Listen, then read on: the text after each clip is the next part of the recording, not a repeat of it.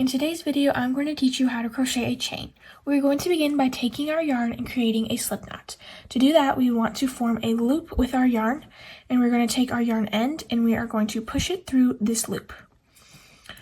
You're going to pull the yarn end through this loop with one hand while holding the yarn end with your other hand. This will create a knot and a loop.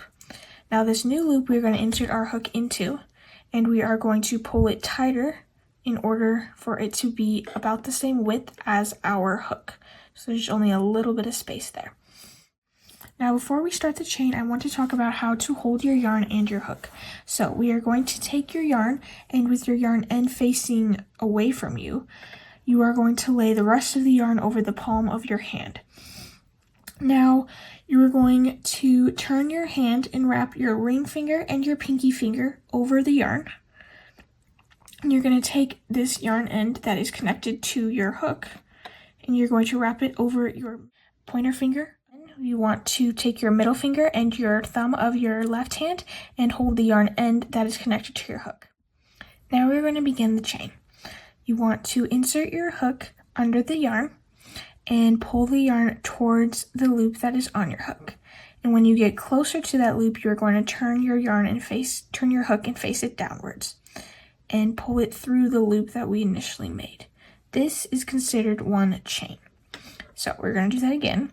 So take your hook and face it towards you, insert it under the yarn over, and twist your hook and face it downward so it's able to grab the yarn and pull it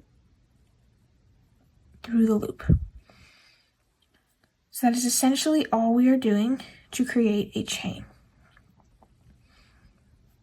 So let's do it again. Want to face your hook towards you, yarn over, turn your hook, and pull the yarn through the loop. Do it again. And you can even move your middle and finger and your thumb up higher as your project gets bigger and longer, so it's closer to your hook. That'll help the tension. Do it again. Yarn over and pull through the loop. Face the hook towards you, yarn over, turn your hook, pull through. Hook towards you, yarn over, turn, pull through. And that is how you create a chain. Now, in order to count the chain to figure out how many stitches you have, depending on the project you're making, you want to count each V. As you can see, each of these looks like a V. And so each one is considered to be one chain. So this would be 1, 2, 3, 4, 5, 6, 7, 8, 9.